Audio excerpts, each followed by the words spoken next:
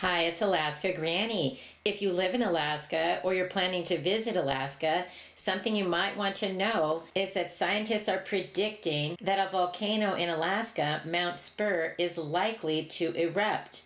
It began in February with scientists saying there is an equal chance the volcano could erupt or not erupt. Then on March 12th, they said it's more likely to erupt than not.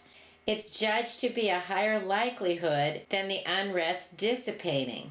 There's a change in the volcano's alert code to a yellow or advisory status, which means there's increased unrest. There are two more levels above that. The watch or orange level means an eruption is even more imminent, or it could be underway but still posing only limited hazards to people. The warning or red level means a hazardous eruption is imminent, underway, or suspected. So scientists are watching Mount Spur for an increase in the four eruption indicators of volcanic tremors, earthquake activity, increased gas emissions, increased melting of the snow and ice at the volcano. Those would all be indications that the next level is approaching on the color code system.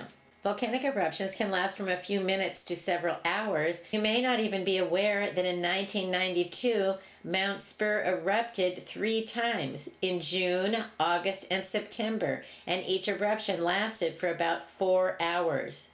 The first and third eruptions blew the asphalt to the north and south, but in August of 1992, winds were blowing into Anchorage and the ash was carried over Anchorage. You can see on the map Mount Spur is perhaps 70 miles from Anchorage proper, and there are a lot of populated areas in that region. Something that I thought was particularly nice, the Alaska SPCA has provided volcano preparedness activities to prepare for your pets before, during, and after an eruption. So many times we just think about ourselves and our family, but pets are a member of our family as well.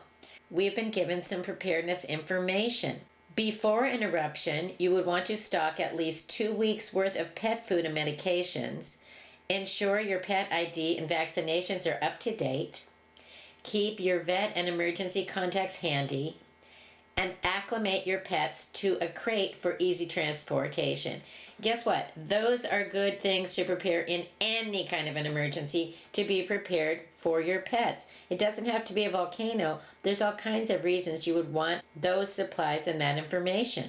During a volcanic eruption, you need to keep your pets safe.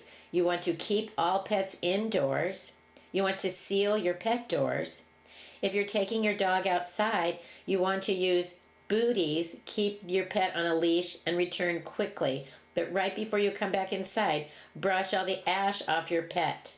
Then after the eruption, we know that for days there can be ash everywhere, so you need to be careful to remove any ash from your fur. Watch for signs of distress in your pet, such as coughing, breathing issues, eye irritation, and contact your vet if symptoms arise.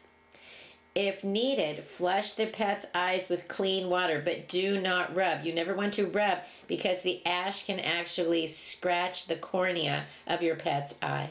Watch out also for falling ash deposits off of things like roofs, sheds, and porches, because as the ash blows in, it's just like dust.